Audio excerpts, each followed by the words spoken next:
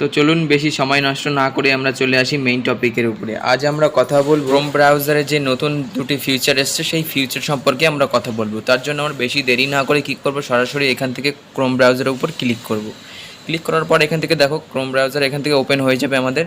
Open হওয়ার পর দেখো উপরে দেখো যে গুগল সার্চের যে বারটা রয়েছে ঠিক তার উপরে ক্রোম সার্চের এই বারটা উপরেই থাকে। হ্যাঁ, তো এটা নিচে চলে এসছে, কারণ এসছে নতুন যে ফিচার্সটা এসছে তার কারণে এটা আপডেট করেছে, তার কারণে এটা নিচের দিকে এসছে। তো এটা তুমি তোমার ইচ্ছে মতন উপরে বা নিচে রাখতে পারো। তার জন্য কি করতে হবে, নিচে যে 3 ডট বলে আছে এই 3 ডটের উপরে ক্লিক করতে হবে।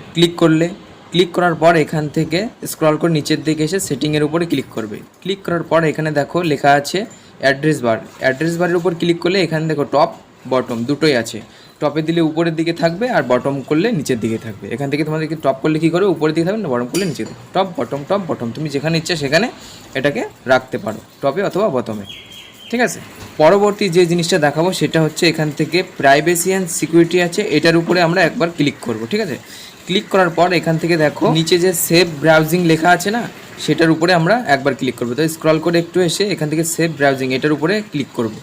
ক্লিক করার পর এখান থেকে দেখো যে আমাদের স্ট্যান্ডার্ড প্রোটেকশনের উপরে ক্লিক করা আছে। তো হ্যাঁ, এটার থেকে উপরে যে ইন হ্যান্ড প্রোটেকশন লেখা আছে এটার উপরে ক্লিক করব। এটার উপরে ক্লিক করলে কি হবে, এখন যে বর্তমানে এআই ফিচারগুলো এসছে সেগুলো আমরা ক্রোম ব্রাউজারের মাধ্যমে পাবো।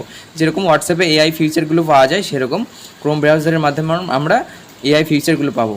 ঠিক আছে, পাশের এই অ্যারোয় ক্লিক করলে আমরা দেখতে পাবো যে কি ফিচারগুলো আমরা এখান থেকে পাবো, কি সুবিধাগুলো পাবো সেগুলো এখান থেকে দেখতে পাবো। ঠিক আছে, তো এখান থেকে আমরা আবার ব্যাকে চলে আসবো। এটা ছিল এআই ফিচারের জন্য। ঠিক আছে, এখান থেকে আবারও ব্যাকে আসবো। ব্যাকে আসার পরে এখানে নিচে দেখো লেখা আছে warn you if a password was compromised in a data breach. এটা যে লেখা আছে এটা অন করে দেবো। হ্যাঁ, তো এটা অন করে দেবো কারণ যখনই আমরা ক্রোম ব্রাউজারে কোনো একটা কাজ করি তখন আমরা যে পাসওয়ার্ডগুলো ইউজ করি সেই পাসওয়ার্ডগুলি কোনো ক্রমে লিক যাতে না হয়ে যায়, বা লিক হয়ে গেলে সেটাকে ঠিকঠাকভাবে কন্ট্রোলে রাখবে। তার জন্য এই এআই ফিচার এই ফিচারটা আর কি আছে। ঠিক আছে, তো এটাকে আমরা এখান থেকে অন করে রাখবো।